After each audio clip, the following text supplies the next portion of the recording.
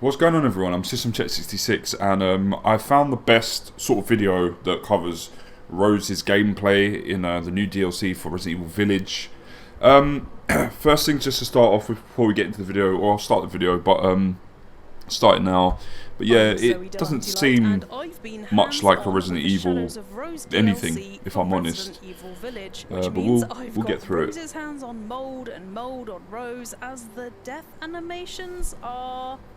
yeah, not too pleasant. My time with the game was set partway into the DLC when Rose finds herself in what looks like Castle Dimitrescu, where Rose is seeking a certain something that'll help her rid herself of her powers. Now, I'm not being coy on purpose, promise, as I really can't talk about everything I'd like to. Yeah, they're keeping it very close to the chest. Yeah, there's a lot of embargo. There's still plenty I can reveal. I've played the DLC, and these are the major things you need to know, it means it's gonna what Rose's powers actually are, definitely and finish whether there's even with any the storyline sign of our favourite tall vampire lady, Lady Dimitrescu. Yeah, so the IGN video is like weirdly zoomed in. Rose's powers were at the very So I end haven't of the bothered demo with that I one. got to play, and they're not nearly as mouldy as you would expect. Instead of a black mutamycete gestating from her hands or skin like Miranda in the final boss battle of Village, Rose's powers connect intimately to the mold around her in this space of sorts that she finds herself in. Her powers first take the form of destroying the bulbs of mutamycete sclerotia blocking her path. Sclera is the white bit of your eye, by the way, and eyes are a central focus of the DLC, judging by what I've seen. Focusing on these mold cores destroys a network of mold attached to them, calcifying and crumbling like the defeated bosses in Village, opening up areas previously very aggressively not available to Rose. Okay. I'll get onto why that mold is so aggressive in the next section.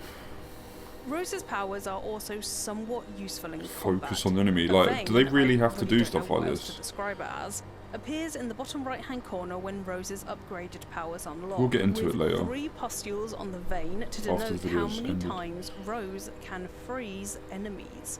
Taking grip of the mold inside the face eaters, Rose can stun/freeze them for a brief amount of time, giving you space to shoot or flee.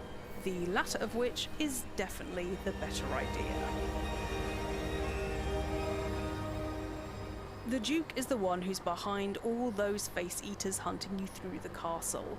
Okay, that's strange. He looks and sounds different, with a warbling, distorted voice tormenting Rose and his other victims for some godforsaken reason. The Duke thirsts for a chase. Something else is at work behind the scenes, though. I found a note between who I assume is the Duke and someone else. Someone far more powerful. Listen to it for yourself. It is a grand honor that you would bestow upon me such an important task. I can report the liquid void you provided has some splendid properties. Its most obvious use is for my dogs on their hunt, aiding them as they pursue our quarry. It also does wonders for slowing down and corralling the rabbits.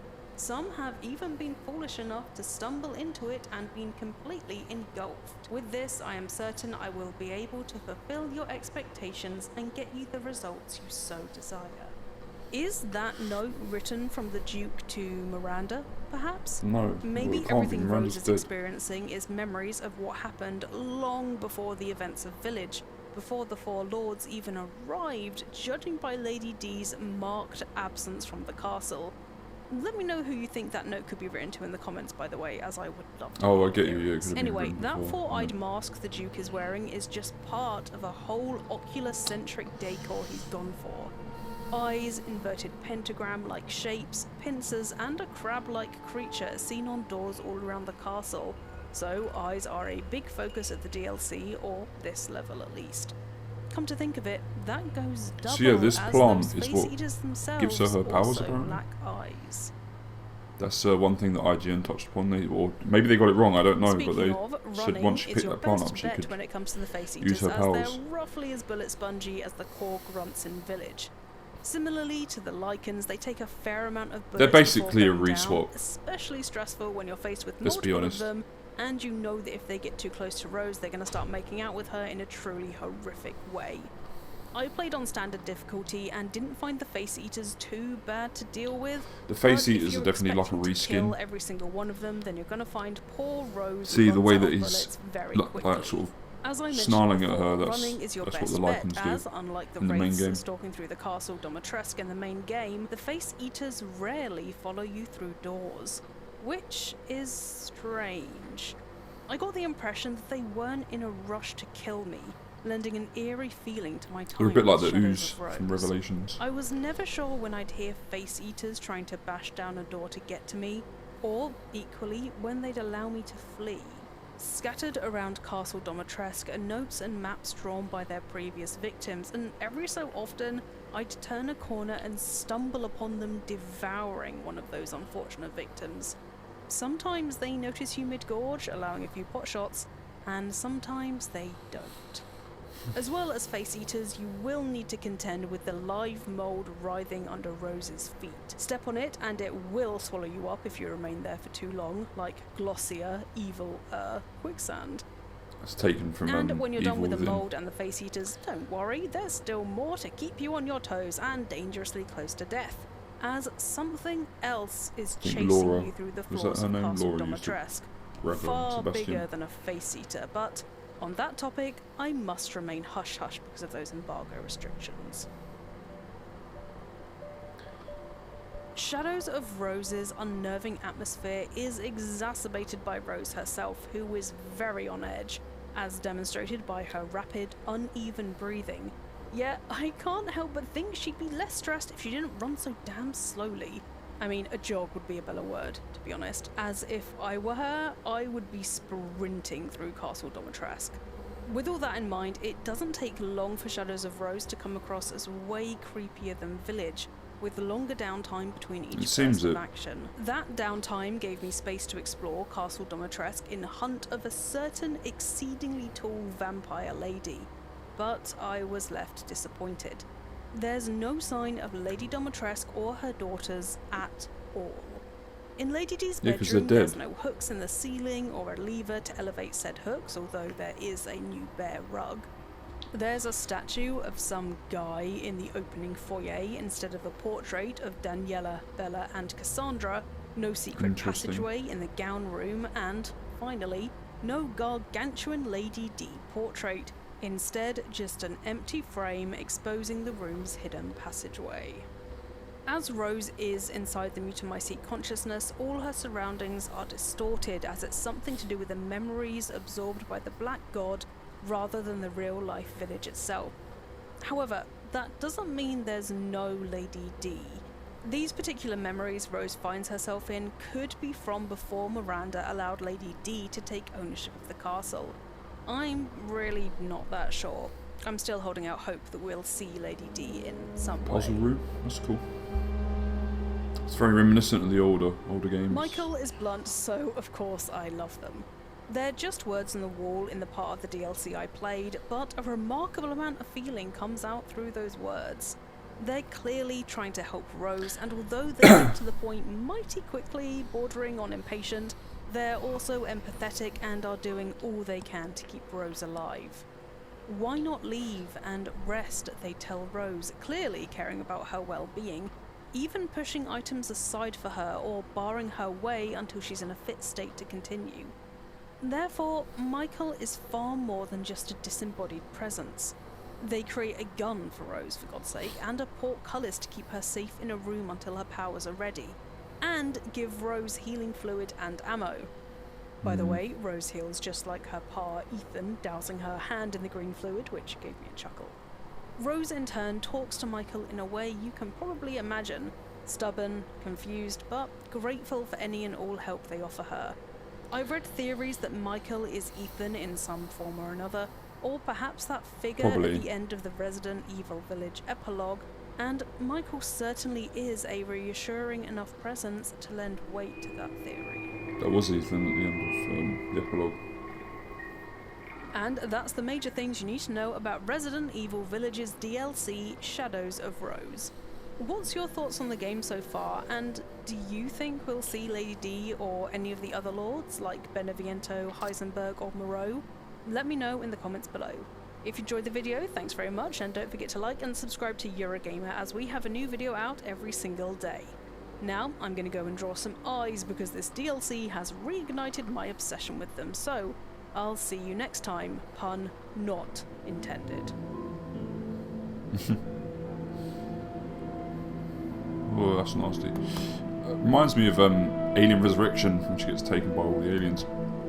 Okay, so not much sort of ruined or explained, as you can imagine. I like the fact that this is being held quite close to Capcom's chest. They're not giving too much away. There's hardly any leaks. I'm just going to play it outright and get through it. Now, a lot of people are wondering if Chris's DLC will come out as well, because that got leaked a couple months back, maybe a year ago. And that's still up in the air. That's where, you know, who knows? Maybe they've taken that and they've put it into Resident Evil 9, which would make more sense. But as this takes place 15 or 16 years after Village's ending, I don't know how they're going to do that. So they would have to go back in time, maybe, or just have an older cast.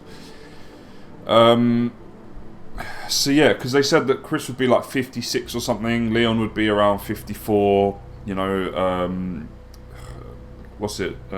Sherry Birkin would be like in her 40s. A lot of the characters would be older.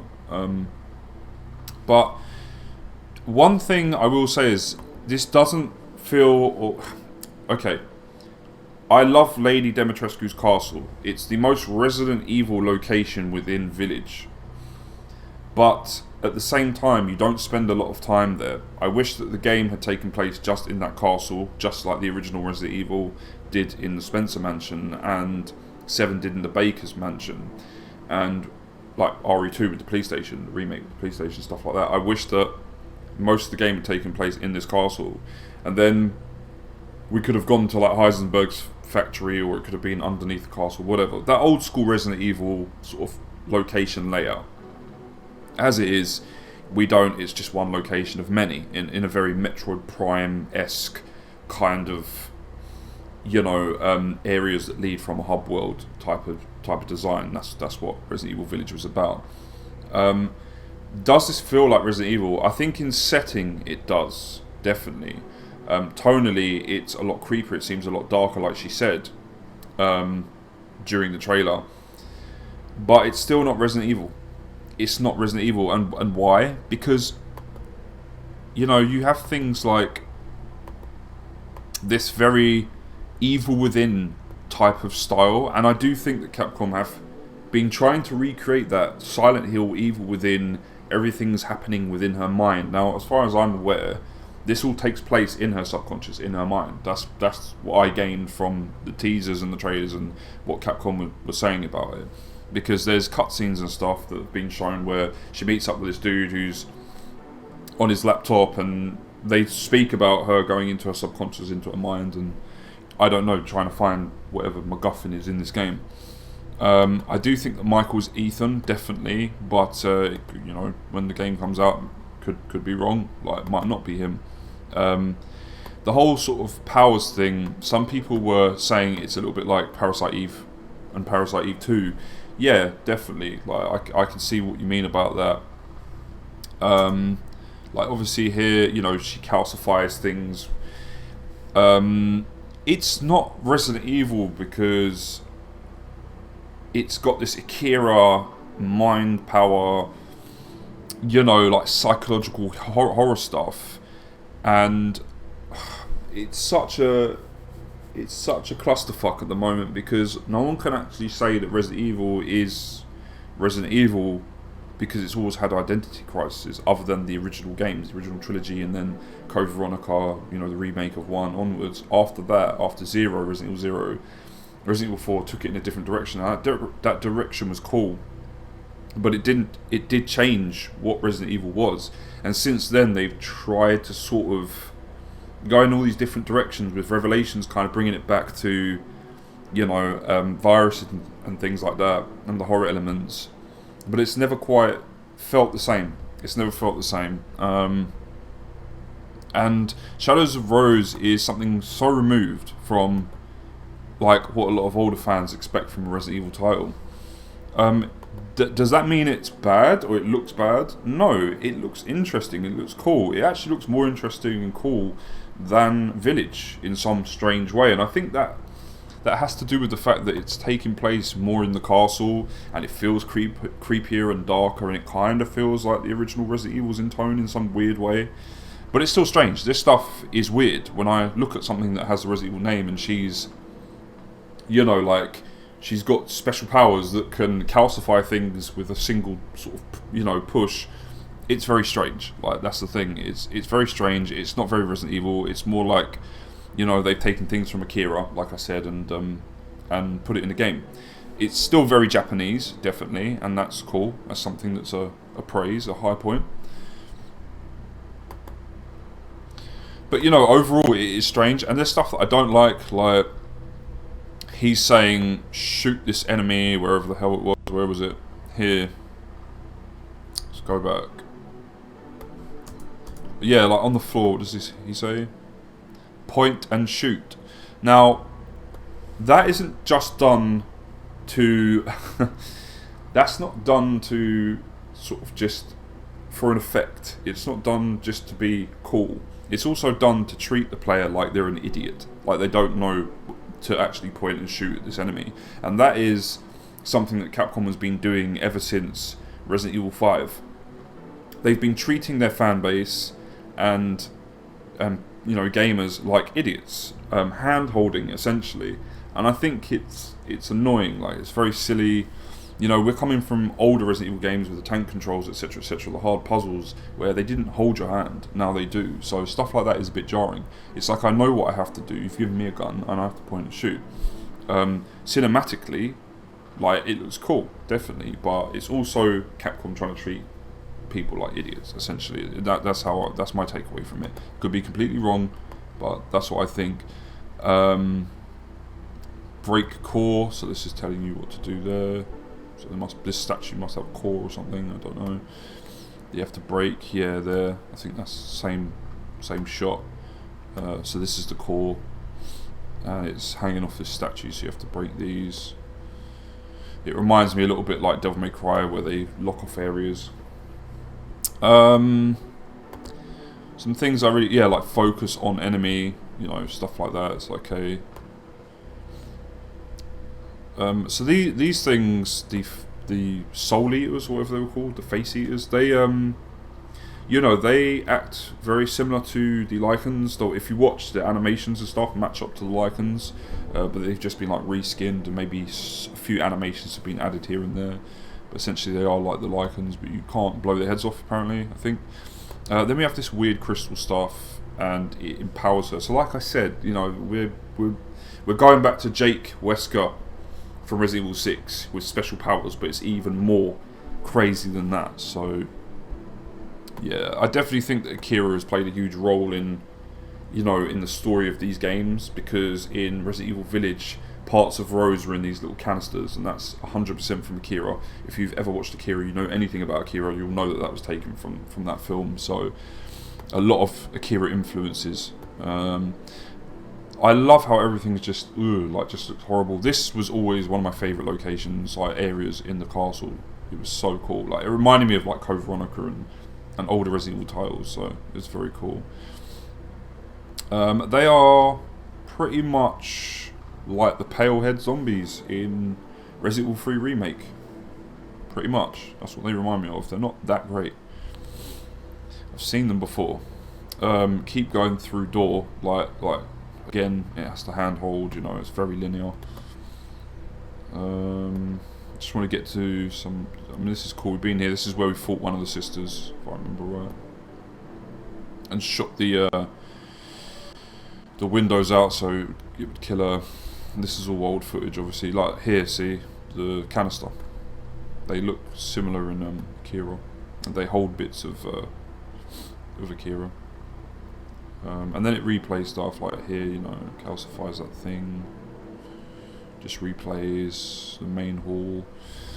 Things like the picture is you know, a doorway now. It's interesting. It's like, how would she know about Dimitrescu's castle if she never visited it? This is why I think that Ethan's consciousness or something is attached to her. So that's why she's reliving this, but it's almost like a nightmare version of it that maybe he's trapped in. His soul's trapped in. I mean, you lot are going to probably think, like, I'm talking absolute crap, but this is how this game is probably going to portray its story. You know, Ethan's soul is trapped in the castle still in this weird underworld type limbo, and so she goes into her consciousness to free him. Seriously. Yeah, the merchant, him being a bad guy, I don't really have much on that. I don't know. Mirror, although he's got two eyes, they're like almost mirrored. He's a mirror version of you know, the merchant. So yeah, it could be this is the bad version, because she also meets herself, doesn't she, at one point, who reminds me of Claudia from flipping Silent Hill 3, the way she looks. But yeah, she meets herself at one point, so it's all like mirrored. So this plant, in the IGN video, they said that this plant gives her the special power, so it just looks like a normal healing plant, but I don't know, health aid, you know, plant. Got those things with the teeth. I don't really like the look of those, I've got to be honest. They look a bit goofy. They kind of look like the things from what was that game? Eternal Darkness, the Cthulhu monster. So yeah, pale head things, faces. I like that. Very cool effect. But yeah, all in all, you know, it looks interesting. It definitely looks worth a play. I'm trying to find where that's really cool. I like that effect. Remind me of Evil Within, when is it Laura? I can't remember who the ghost lady is, the one with all the multiple arms and stuff. But if you get trapped, like not Ethan, Sebastian used to get trapped, and she'd pull him down like under the tar, like the liquid tar that was under his feet, or blood, or whatever it was. I just want to get to the bit where she's like, here we get this whole yellow thing where it's like, this is safe to cross. They've done this since Resident Evil 7. I just think it's a bit ridiculous. Like maybe even Resident Evil 5. I can't remember. Yeah, so stuff like things have changed. Like she said, there's a statue now and things like that. It's interesting. And I just want to get to that. There it was. Yeah, so we do get like a puzzle room, and this is very reminiscent of like old school Resident Evil puzzle rooms. So I do like this. Big fan of this. Big fan of this. But we did get that in Village as well as 7. So you know, all in all, it's not Resident Evil. Let's be honest. Like for us fans that have grown up with this, it's not like Resi, is it? Let's be real. You know, be careful, like warning you something's ahead. Like that kind of ruins the mystery of a survival horror title, in my opinion. It ruins the mystery of what's behind that door. So yeah, all in all, I've got to be honest, it doesn't feel like Resident Evil to me. You know, there's too many things that sort of take me out of the kind of experience that I'm used to for Resident Evil. At the same time, I do commend it for the horror elements and stuff. Definitely, it kind of weirdly feels like the closest of these new ones to the older Resident Evils. Having said that, it is just reusing Dimitrescu's castle again. That's the setting is the main thing that feels like old Resident Evil games. But other than that, it doesn't resemble Resident Evil to me. Like I don't think the story resembles anything Resident Evil anymore. And yeah, and I don't know. Like at the same time, it looks interesting. It definitely looks worth playing.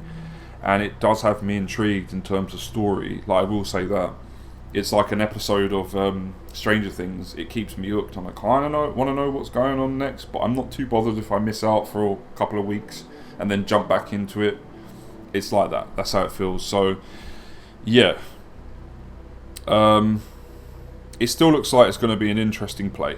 That's what I will say. But at the same time, I'm going into it with I guess with the mindset that it's not the Resident Evil that I used to know and I used to, you know, really love. So yeah, that's what I will say.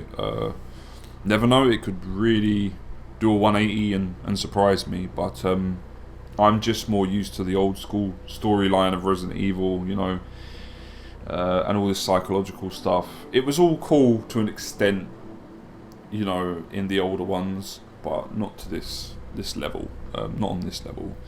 So yeah, I'm just more of an old school fan. That's all it is. But it does look interesting. Like, I'm gonna play it, and in terms of the feeling, like of horror, survival horror, it's probably the closest they've got to so far, barring the remakes of Resident Evil 2 and 3.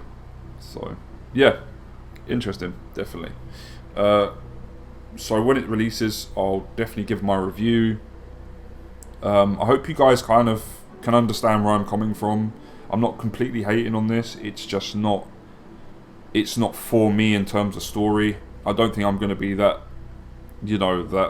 grabbed by the story and all the kind of special powers and stuff like that. It's great with games like Parasite Eve 2. I love the original Parasite Eve 2, or other games that, incorporate that from the very beginning into the story and the plot. But for this to do it, it's a bit weird. It's like they're just, they're influenced by like Akira or Silent Hill, and they've gone, let's just throw that in Resident Evil. That's how it feels to me. So all that stuff's a bit strange. It doesn't mesh well with what I want from a Resident Evil, experience. Other than that, like I said, does look interesting. I'm going to play it. I don't think I'm going to be completely wowed by it, but it doesn't look that bad. That's what I will say. So anyway, let me know what you guys think in the comment section down below. Are you excited for Shadows of Rose, or are you disappointed, by Resident Evil Village, this DLC that's coming out? Let me know in the comment section. Until next time, I've been System Check 66, and have a good rest of your week, and I'm out of here. Peace.